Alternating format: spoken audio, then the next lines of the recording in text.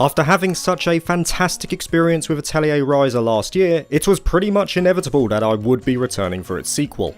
Up until that point, I had not played one game within this long-running series, and I saw it as the perfect introduction to get me hooked in. Though it admittedly had some shortcomings, I was bewitched by its distinctive approach, which contributed to making the game one of the most relaxing adventures I had all year, and it more than earned its place as one of my favourite titles of 2020. The reason I'm saying this is because I want you to realise how much I adored the first game and why what I am about to say about its sequel is not said lightly. In my opinion, Atelier Ryza 2 improves on nearly every aspect of the original, and through this video I want to show you my reasoning behind that statement.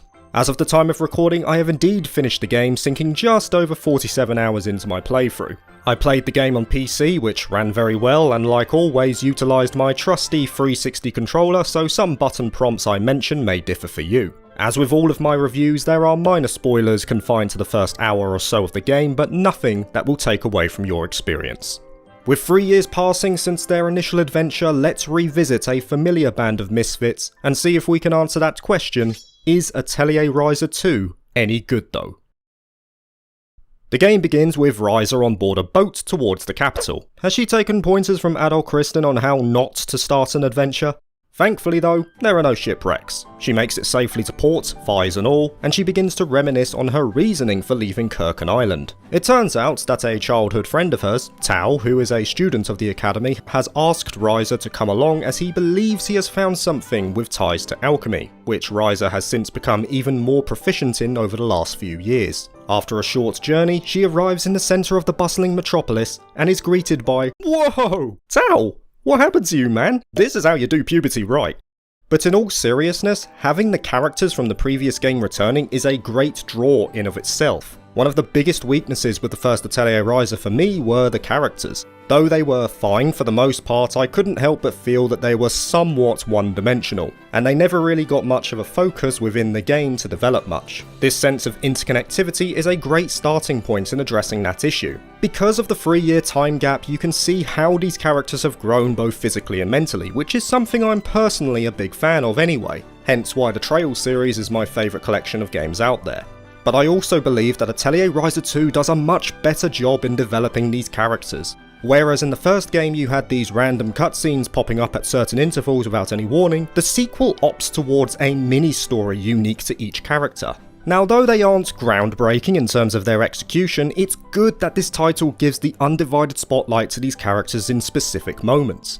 It has many bases covered with the topic areas addressed, and as a result, the characters end up much better off for it. That praise isn't just limited to the returning characters either. The new additions are just as good with their own struggles and ambitions that they're looking to fulfill.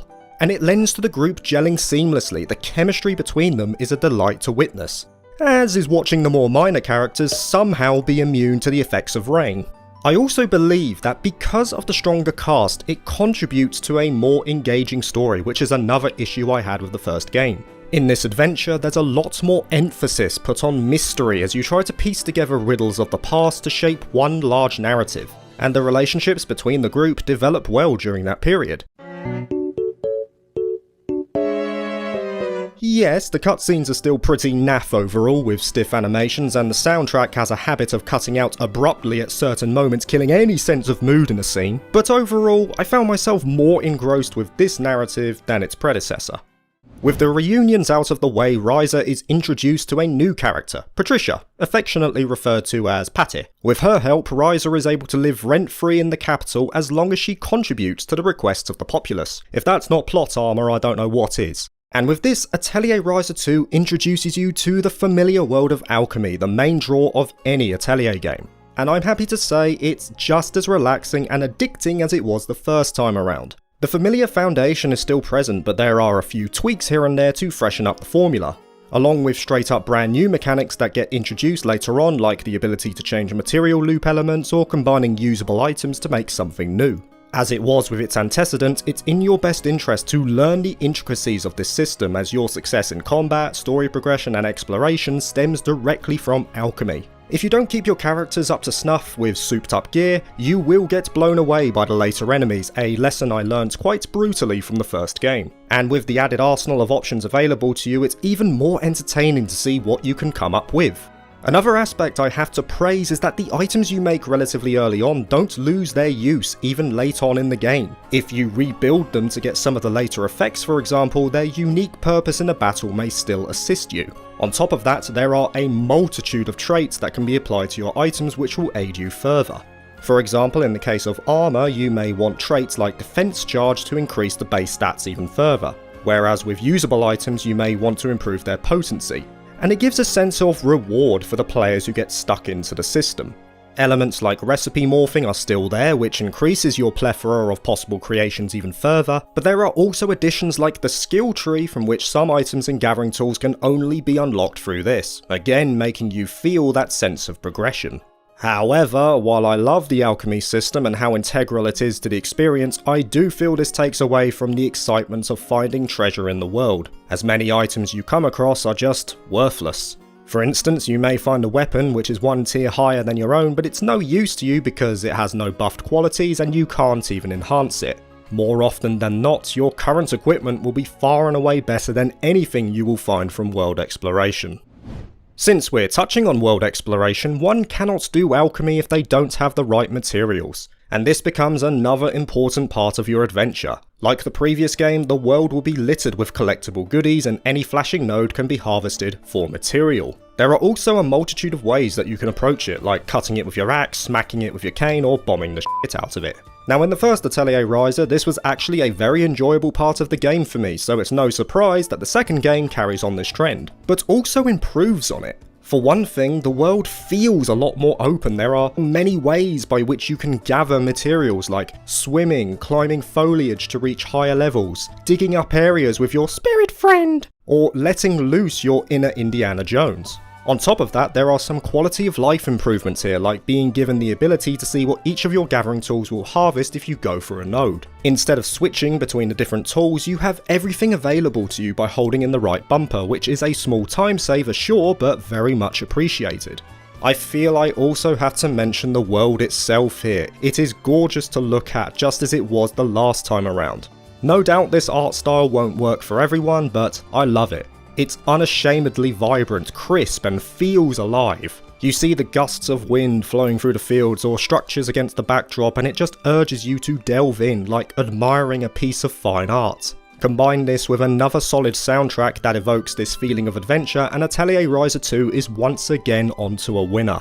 And that's the great thing, it never feels like a chore to gather materials. If anything, the one thing that annoys me is that I was consistently running out of space, which would force me to go back to the atelier to free up my inventory for another round, which inevitably leads to a lot of unused material as you plough through the story. And therein lies my biggest complaint with the game. Inventory management can be a real pain, especially since you're encouraged to gather so often, and as you approach the late game you'll just want to be rid of most of it. My thumb took a beating near the end. But again, Atelier Ryza 2 has you mostly covered here, as there are many ways that you can use your unwanted material. Naturally, most of it will go to gem reduction, but you can also feed some to your pet pony, develop the city stores for higher quality materials, or take them to the cafe to hand them in for quests. Talking about quests, they're again nothing special for the most part, but they are more streamlined. Ryza can go to the cafe job request board and accept any task upon it, and in many instances it will just be a case of press A and you're done. Now it may sound uninvolved, but by completing more of them, Ryza will gain reputation with different classes of the populace, and dependent upon that reputation she will get harder requests. This is another aspect that is done better than the previous game, because these quests are not standalone for the most part. They're more akin to a quest chain linked to an NPC character arc, giving you the incentive to see them through to the end, and some of them are quite humorous, definitely worth the time to check out. Well, you can do them as long as you're not trying to find the quest giver at 2 o'clock in the morning, but that is not a problem. Just go back to the atelier, pull back the bed sheets and... yeah! Naturally, these quests are not just limited to gathering or making something either. Some of them do require you to commit crimes against the animal kingdom. And with these, you will get a taste of the combat on offer from Atelier Ryza 2, and my god, it's awesome. This, in my mind, is the most improved aspect of Atelier Ryza 2. There's no doubt that I enjoyed the real-time ATB style from the first game, but its sequel takes all of the aspects that made that system good and ramps it up a decibel or two. As you enter a fight, you'll have active control of one character, and the other two will approach the battle dependent on the mode you have chosen at the time. If you have them in a supporting role, they will do less damage but build up your AP faster, and if you choose to go aggressive, they will attack with their strongest abilities for sporadic bursts of damage. In addition to this, you will have the choice of one support character who you can freely switch in and out when your active character turn comes up, which is indicated by the action bar on the right side of the screen. Now, the battles will generally start slow. You'll use your basic attacks to build up your AP, which will eventually give you the chance to unleash some unique skills. By pressing in the right bumper, each character will have several moves they can choose from, each with stronger variants tied to them as you progress. These attacks contribute to the tactics level of the team, which will increase to a maximum of 5 in the longer fights. The higher the tactics level goes, the faster the combat becomes, and it will become clear very quickly that delivering devastating combos becomes the cornerstone of the battle system in Atelier Ryza 2. You'll string together a bunch of skills with one character and then switch them out for your support member who will then unleash their own abilities. On top of that, the command orders from the first game are back once again, and if you meet the conditions, those supporting characters will give you extra buffs or unleash a powerful attack of their own. On top of that, you also have the option of using items that you've created from alchemy, be they bombs, powders or heals, and if you find yourself in a pinch, then you can execute a fast order to save yourself from death. Plainly speaking, this combat system is so fun.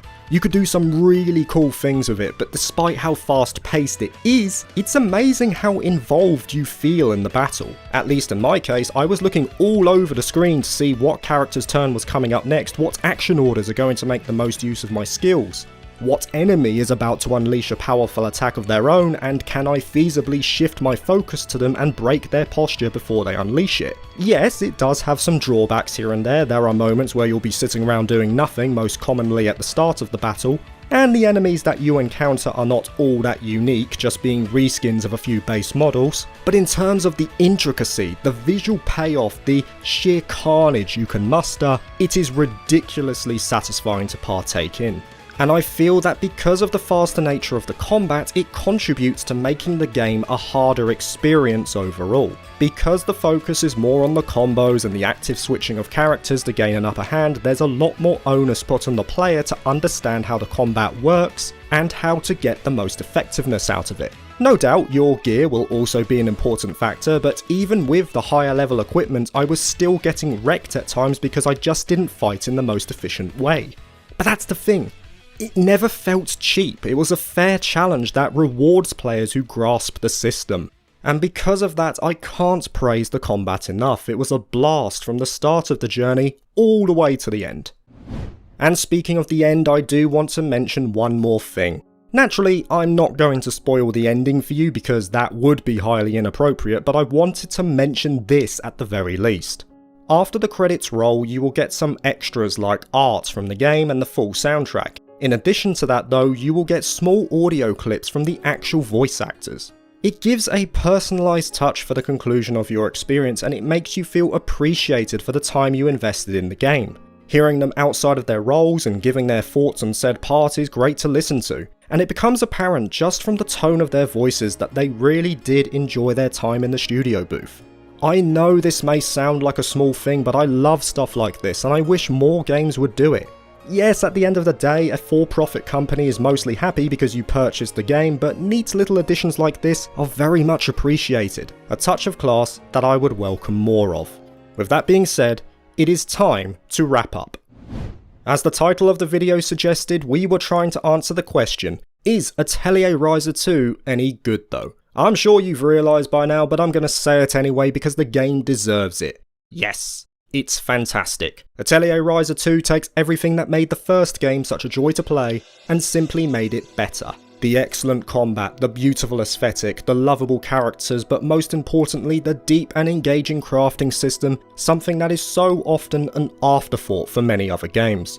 And because of the unique experience that Atelier Ryza 2 offers, it maintains that special quirk that no other series has. It is comfortable. It's a feel-good adventure from start to finish, a game that you can start playing in the foulest of moods and end up on cloud 9 when you're done for the evening, as if serving you a medicine from Ryza's Atelier itself. Of course, I do love the epic narratives, and I am often enamoured with the struggles of Warring Kingdoms, but just like last year, there are those moments where I just want to chill, unwind, and get lost in the world of alchemy.